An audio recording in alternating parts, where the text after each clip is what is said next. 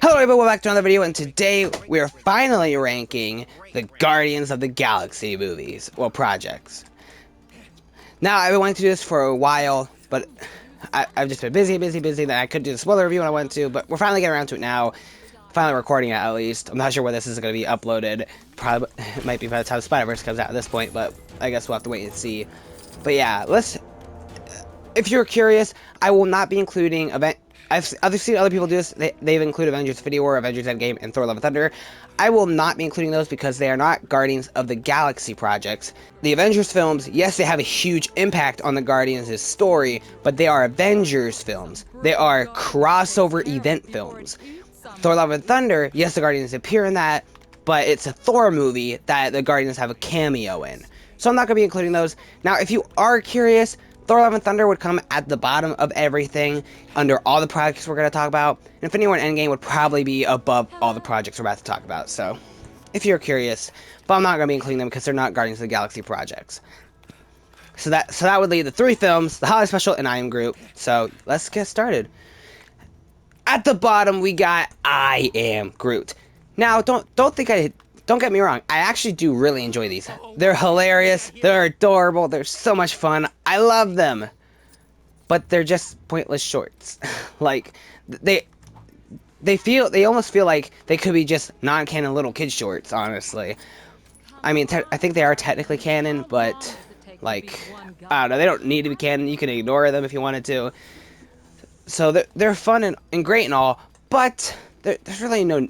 I can't have them any higher than anything else on this list, but yeah, still really enjoyable. Next up we have, at number 4, we have the Guardians of the Galaxy Holiday Special. I love this. It's so much fun, so great. You take two things I love. You take the Guardians of the Galaxy, which I absolutely love, and you take Christmas, which I absolutely love, and you put it together. You made this just for me. Now, it's one of the best things that Disney Plus has made, in my personal opinion.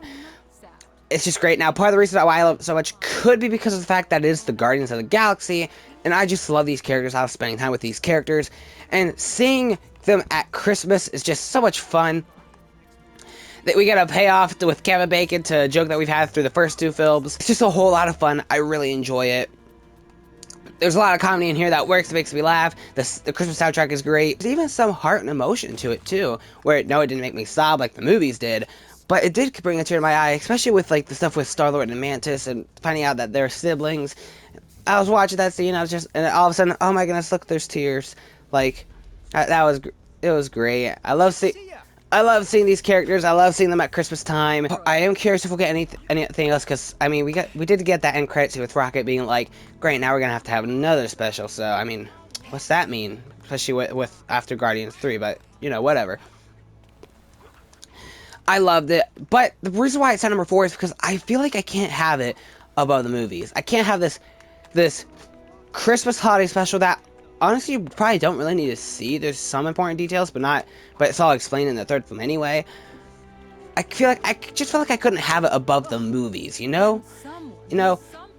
But yeah, I love it. It's great. But at number 3, we got Guardians of the Galaxy Volume 2. Now, don't get me wrong. Again, I love this movie, and the first two things on this list were pretty easy for me to rank. I Am Groot, I knew it was going to be at the bottom. The Holiday Special, I knew it was better than I Am Groot, but I couldn't put it above the movies. Now we get to the movies, it's way harder. I decided to put Volume 2 at the bottom of the movies, at number 3, but I still love this movie. This is a movie that seems very divisive. There are people who absolutely love it, top 10 MCU, there's people who absolutely hate it, bottom 10 MCU. I personally love the movie. Now, it could be because of the fact that I love the Guardians of the Galaxy. I love these characters. I want to spend more time with them. I love them. So that could be a big reason why. So maybe if the first one didn't do such a good job at making me love these characters, I'd probably be like, yeah, this movie's alright. But because I just want to spend as much time with these characters as possible, I love this movie. The reason why it is at number 3 and not higher than the other two movies is because of the fact that I feel like this is the movie that does the worst job at balancing the comedy and the drama. Where to me, it kind of feels like the first film, because of the fact that one of the biggest compliments was like, oh, it's so funny. They were like, all right, let's make the sequel a comedy. And then they forced a lot of jokes. A lot worked for me personally. A lot made me laugh. But again, that humor is subjective. so a lot of people probably didn't land for some people, and it did feel like there was more forced humor than there was in the first film, as well as the fact that there's like huge tonal shifts in this movie where it goes extremely dark and then extremely goofy, and it's just like, whoa, that's whiplash, because like it goes from one extreme to the next with like, oh my gosh, look at, there's like a whole ton of skeletons. Ego's a mass murderer. They were all his children? That's dark. And then we hop over to Rocket and Groot and Yondu with their faces being messed up, screaming while I go through the spaceship, and which is meant to be a joke, and it's like, whoa, that was. Or I might be a little off. I don't remember if those scenes were. I don't remember if those scenes were exactly right after each other, but you know what I mean. It goes from one extreme to the next. Another scene too, like the Ravagers are throwing out other Ravagers, murdering them in space, which is a brutal way to die in the MCU. We see this guy get brutally murdered, and then it zooms out and we see that they murdered a whole bunch of other Ravagers in this brutal, dark way. It's so dark. And then we cut to Rocket, Taserface, which I'm not gonna lie, the Taserface joke made me laugh, but still, like, one extreme, that's so dark, and then Taserface, that's such a stupid name. That's such a that's such a tone shift. But I still enjoy the movie. I still really enjoy it. The humor, like I said before, works for me. The emotion, this movie still works to be so emotional. I got teary-eyed with the scene with Yondu and Rocket before they go to Ego, where they're going back and forth, and Yondu is like, "I know who you are, boy, because you're me." That I didn't even realize I was teared up until after that scene was over. I was like, "Holy crap! There's tears! There's tears on my face. How'd those get there?" And then obviously Yondu's death is just so emotional. One of the most emotional deaths in the MCU, in my personal opinion. Like, I was crying like a baby at this death. To me, it was just so emotional. And it's surprising too, because this is one of the most emotional deaths in the MCU. We knew this guy for 2 movies. 2 movies. And the first one, he was kind of a jerk, and we were kind of rooting against him because he wasn't, I'm not sure, he was kind of like an antagonist because he was trying to get in the way of Star-Lord. He wasn't necessarily evil, he just wanted to get the orb and sell it for himself, and technically, if anything, technically, Star-Lord's the one who betrayed him, so if anything, maybe Star-Lord's the antagonist in that story, but still because of the fact that Star-Lord's our main character, we're rooting for him, and just kind of get in the way.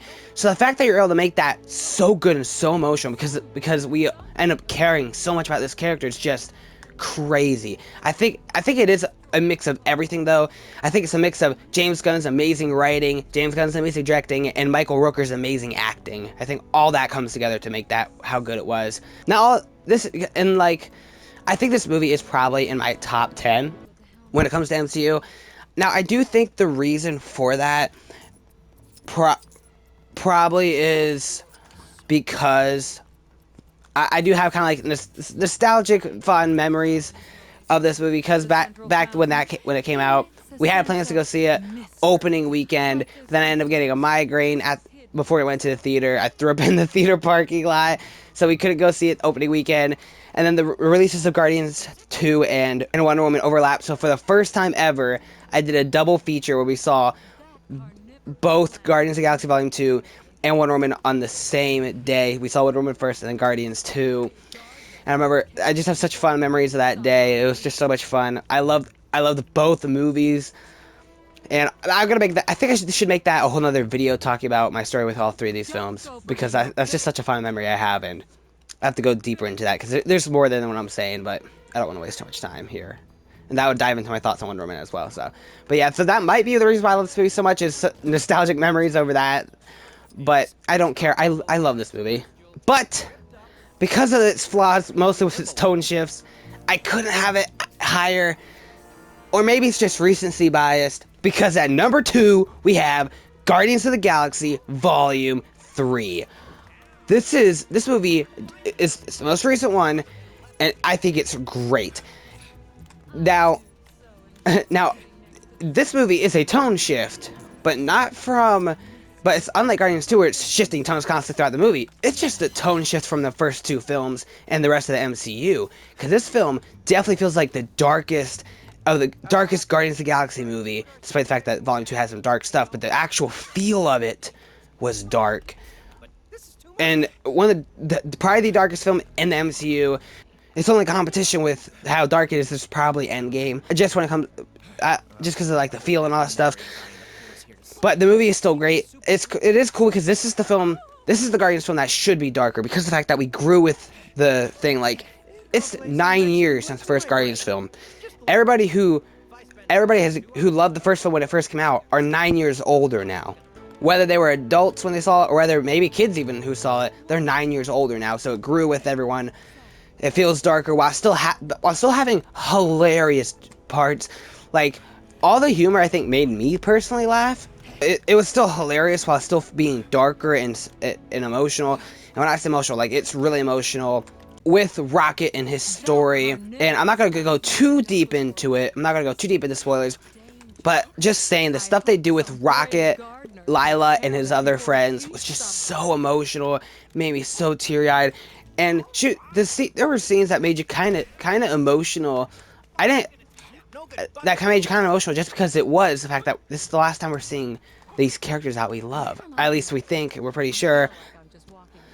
So I love the movie, and it was such a satisfying ending too, where I feel like every character got a satisfying conclusion, and yeah, I really enjoy it. It could be recency bias, possibly, because I saw this movie twice in the theater, so at least that's so far, and I've seen the other films way more times, as well as I saw them at home before without an audience and with a smaller screen and no surround sounds.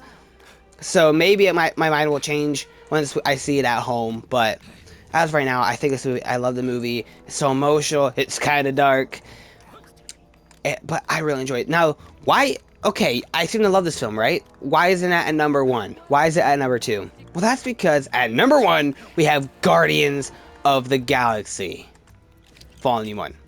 I know, no duh, right? But yeah, I can't believe I actually love this movie as much as I do.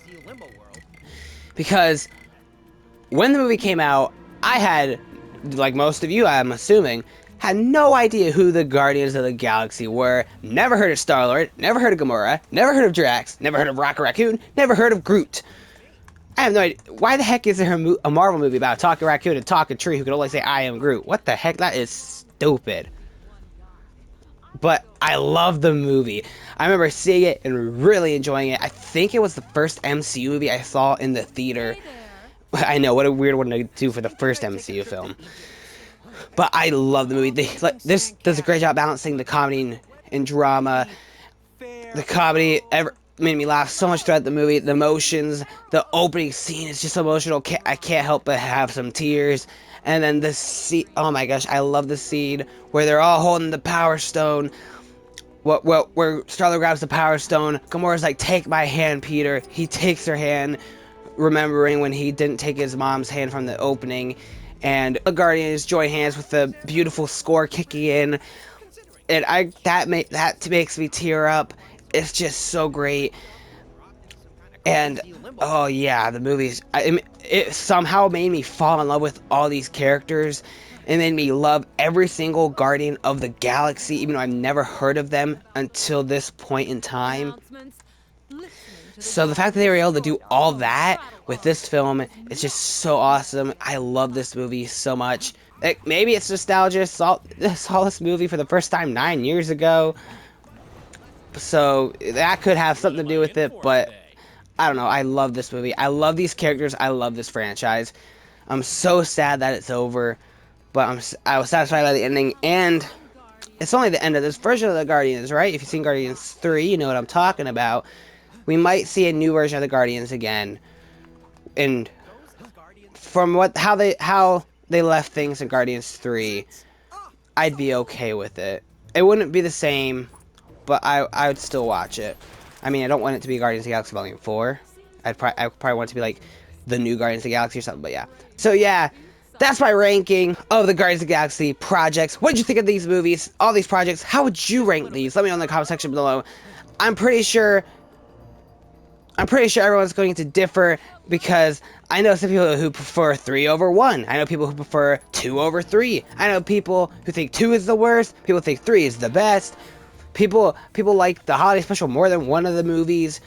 And some people have Am Groot at the top of the list. No, I'm just kidding. No, I've never seen anyone with that at the top of the list. If someone does, okay. That's as holy. Look how they're all siblings, I guess. That's creepy. Anyway, like I was saying, the Guardians of the Galaxy projects. If you want, you can include Thor Love and Thunder or Avengers Infinity War and Endgame. I didn't because, like I said before, they're not Guardians projects. They're a crossover and a Thor film with Guardians cameo, which was pretty much just literally all it did was get rid of Thor so he couldn't be in, that way he didn't need to be in the Guardians 3, but whatever. Also, I didn't mention this, but the soundtrack for every project is great. Guardians 1, great soundtrack. 2, great soundtrack. 3, great soundtrack. Holiday Special, great soundtrack. Shoot, I even had a song in there that was pretty catchy. But, so yeah, thanks so much for watching this video. If you like this video, please like it. If you want to see more videos like this, I reviewed all the Guardians films. I reviewed 1 and 2 leading up to 3, and then I reviewed 3. I also did the Holiday Special and Am Groot reviews as well. And I've done a whole bunch of other rankings. If you're interested, please consider checking them out. Thank you so much for watching once again. And yeah, until next time, we're the Guardians of the frickin' Galaxy. Only he didn't say frickin'.